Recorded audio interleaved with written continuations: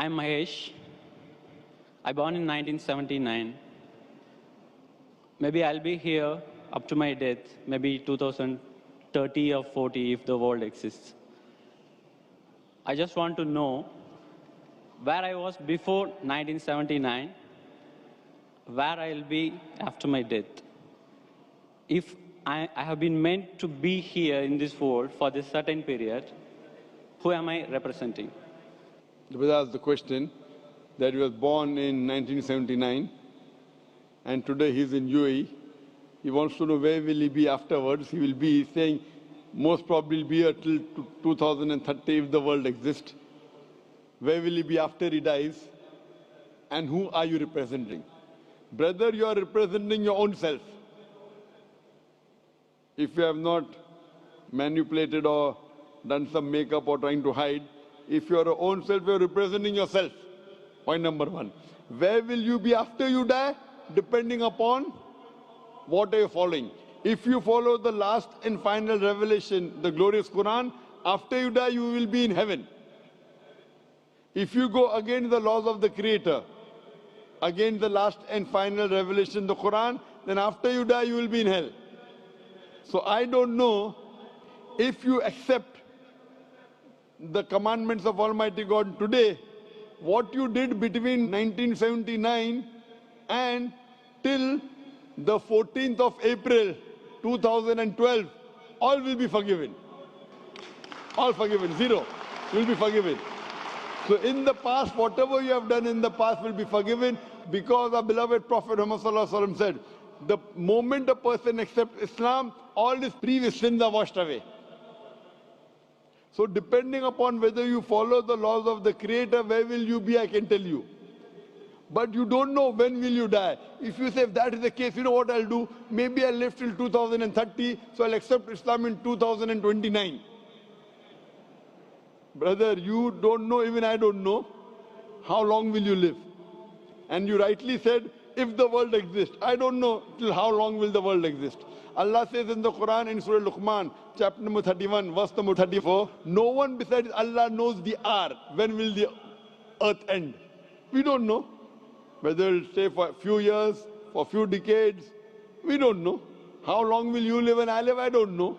So the best is the moment you come to know the truth, accept it. All the past sins will be forgiven. Then you try and practice and follow as much as you can.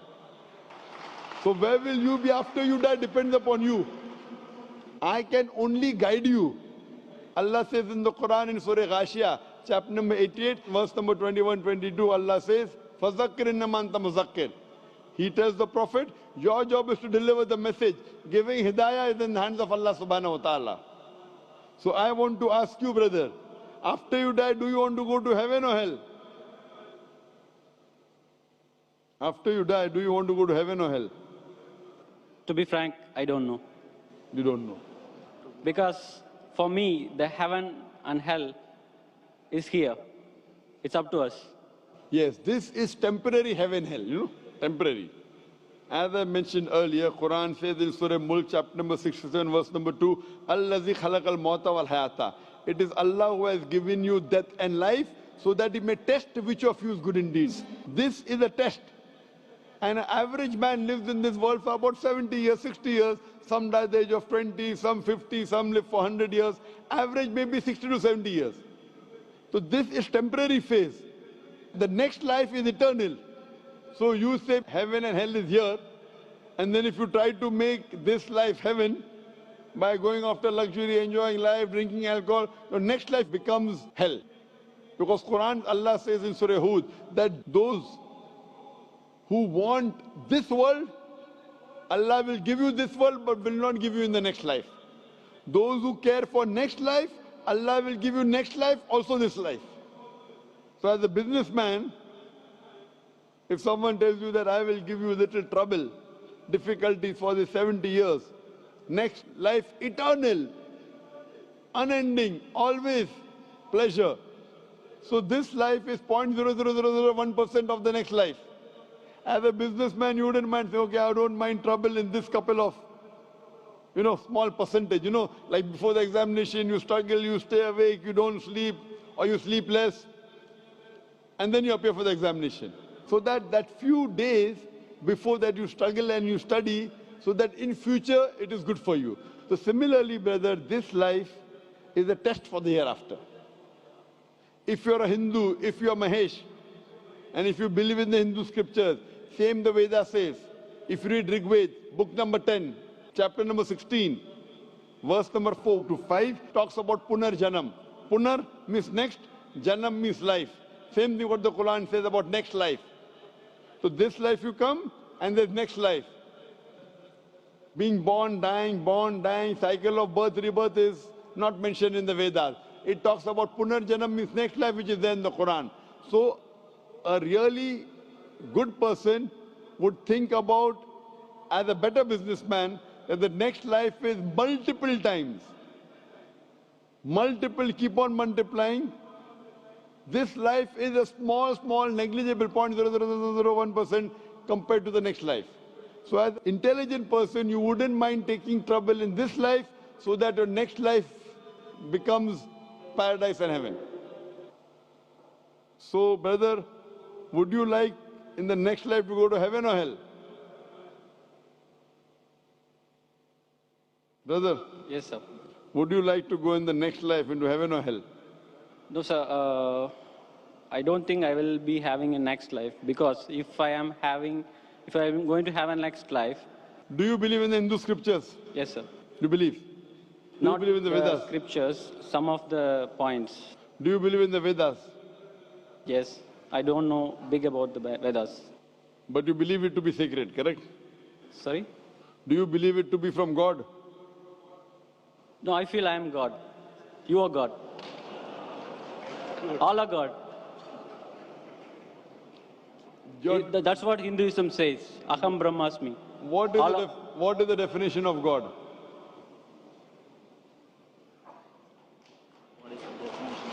I don't know. I am God, you are God. What is the definition of God? I don't know. That means you don't know, I don't know. I know myself. Okay. You say you are God, I am God. We all are part of God. I am asking you what is the definition of God, and you say I don't know. Are you talking English or what? I'm talking English. What is the definition of God? I cannot define, sir. Just I can feel. So without defining, you're saying you are God and I am God?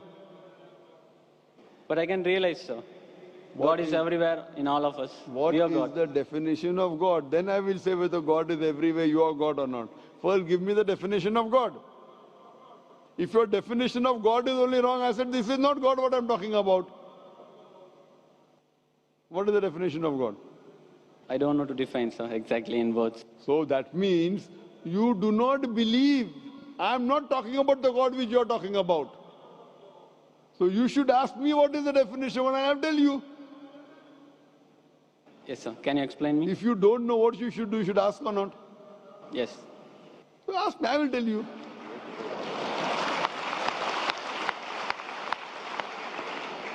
The definition of God come to according to Vedas and Upanishad, then I'll come to the Quran. If you read the Upanishad, Chandogya Upanishad, chapter number 6, section number 2, verse number 1, Ekam Evidityam. God is only one without a second. It's mentioned in Shveta Upanishad, chapter number 6, verse number 9. Nachasya kasij janitana chadipa. A Sanskrit quotation which says that of that God, he has got no superior, he has got no parents. Almighty God has got no Lord, no superior, no mother, no father. It's mentioned in Shveta Upanishad, chapter number 4, verse number 19. Na tasya pratima asti. Of that God there is no pratima. Pratima is the Sanskrit word which means image, picture, portrait, sculpture, statue.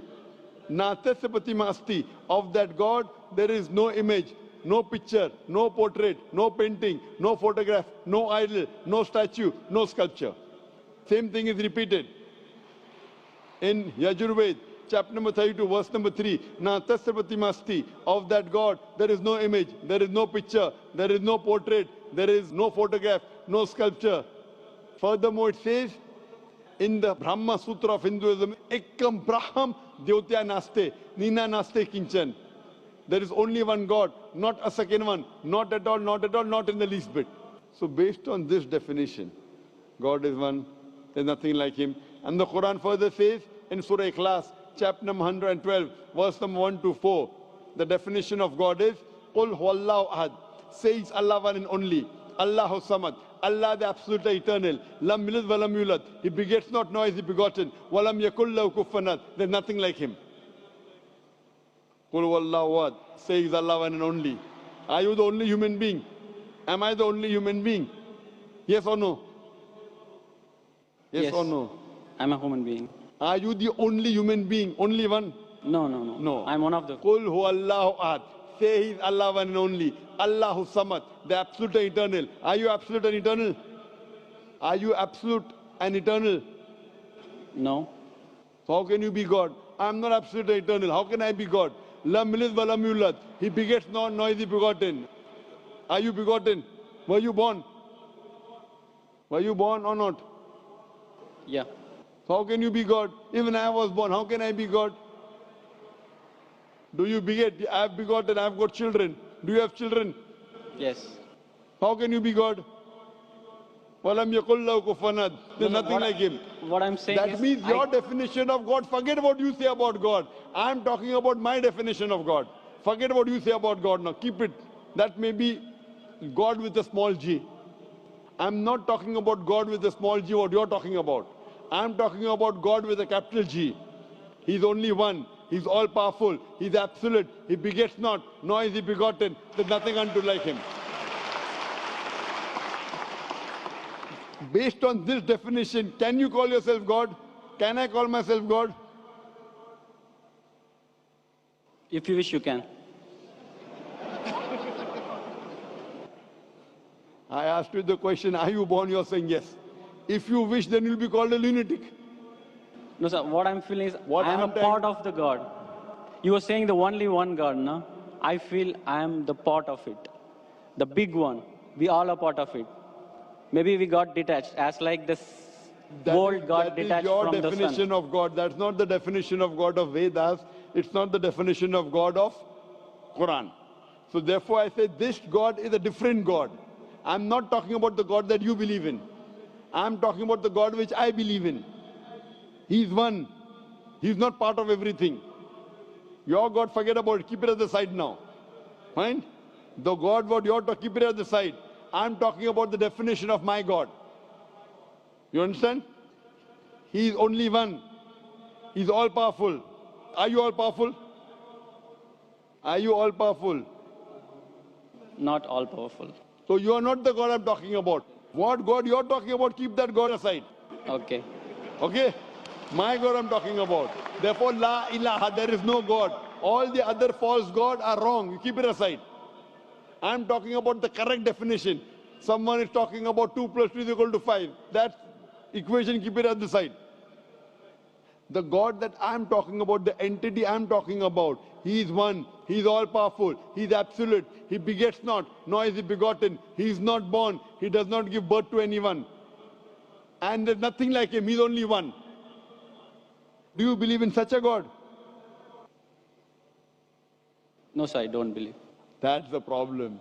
That means you are not believing in the true God. My request to you is, you read your Hindu scriptures, all the quotation I gave, go and read the translation No, of the sir. Quran, I am- try and find out the true God. Not these fake gods, I am God, you are God. I don't consider myself God. You are calling me God, so I'll say yes, I'm God. I'm not a fool to accept you that I'm God. You want to go to hell, go. I don't want you to take me to hell. I'm going to go to heaven. I want to take you to heaven. But to take you to heaven, if I agree with you that you're God and I'm God, we both will go to hell. I prefer we both go to heaven. Therefore, I request you read your scripture, the Vedas, the Upanishad, read the Quran, educate yourself, and join me. We both will go to heaven, inshallah. Thank you.